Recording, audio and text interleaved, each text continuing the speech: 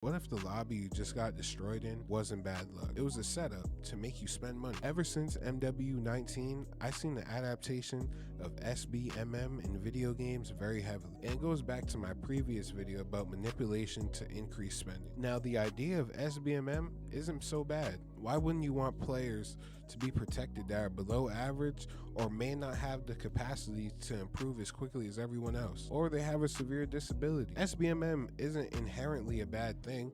I think we all know it is needed to protect certain brackets of players. Before we as players caught on to the trade-offs, Sbmm actually did serve its purpose, protecting players who genuinely needed it. But I feel like it has now been weaponized against us to help fake sweats feel accomplished, so they open their wallets and spend on these microtransactions, which aren't so micro anymore. So the purchases probably wouldn't feel so justified if the player base didn't have such inflated egos from nefarious systems they pose as a helper. And these major companies like Activision and Epic even started to offer discounts on bundles to specific players. Now, I'm not opposed to lowering the price for people, but when I see those discounts as well as a very strict matchmaking system, I get slightly suspicious. And look, I'm not just pulling this out of thin air.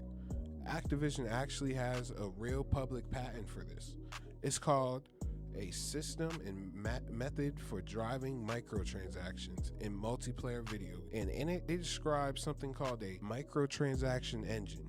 And the goal of this engine is to literally arrange matches to influence purchases. They have a term for the expert player in this patent. They call them the marquee player. Marquee. And you, the average player, they have a term for you too.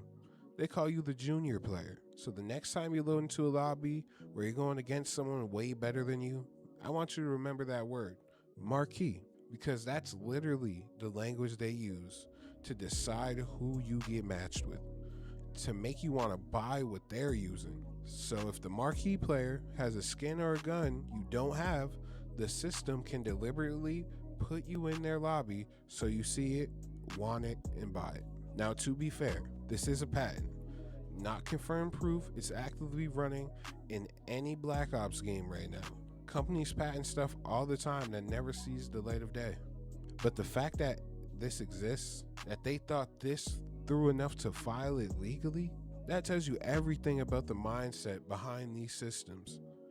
But what ultimately changed my mind from doubt to actually believing this was when I logged into Fortnite after years of not playing and played bots instead of real players for the first 5 matches.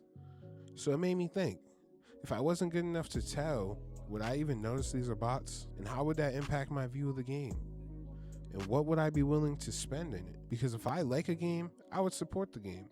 But when the enjoyment is determined to be artificial, it leaves a sour taste in the mouth of players. Because now it's like, what's real? What's fake? Did I improve? Did the game just throw me a bone because I underperformed these last few matches? It adds layers of unnecessary complexity and long-term disgruntled customers. You can't taste real life when you are shielded from the fight. That's what this whole thing comes down to. So just like I said in the last video, it's not always about who you are as a player. Sometimes the game is deciding that for you before you even pick up the controller. That's gonna do it for this one.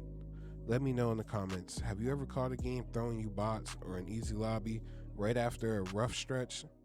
I want to hear your stories. And I'm out, bruh. Checks and goes, man. Set in the trend. Checks and goes, man.